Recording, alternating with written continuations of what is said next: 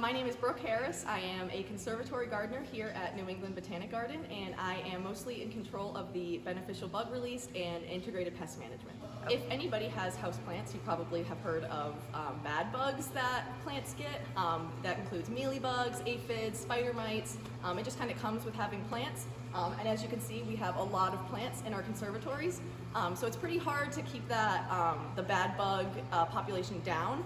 So what we have done, instead of trying to use a bunch of chemicals, because we do try to avoid that as much as possible for our beneficial insects, we have integrated beneficial bugs that prey on the bad bugs on our plants and try to create a little community in our conservatories in order to keep those populations down.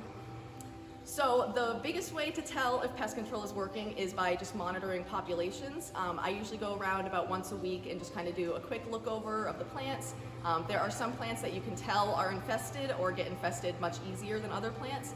So just kind of giving a quick eye over and seeing how they're doing, if the population is rising or falling. And since we've been doing our monthly beneficial release, I've only been noticing a drop, which is great.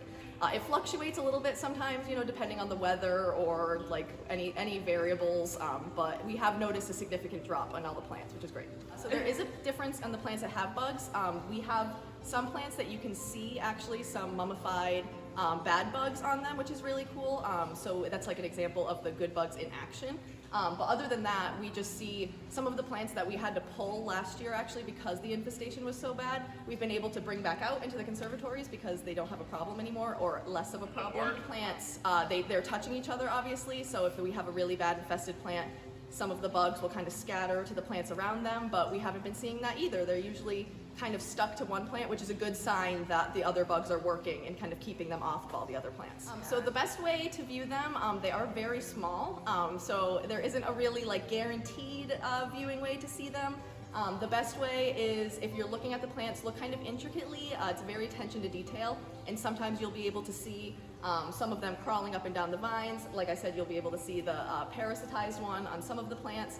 And then also we have some that are like the size of ladybugs. So if you keep your eye kind of in the air too, you might see some bugs flying around. It looks almost like dust in the air, but it's bugs. They're like little tiny, they'll catch your eye in the light, but they are there.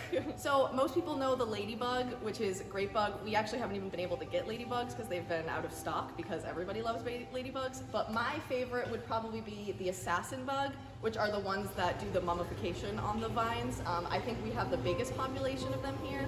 They really like our conservatories, luckily, because we really like them. Thank you for supporting our garden throughout the year. We really appreciate it, and it helps us keep these plants beautiful and thriving.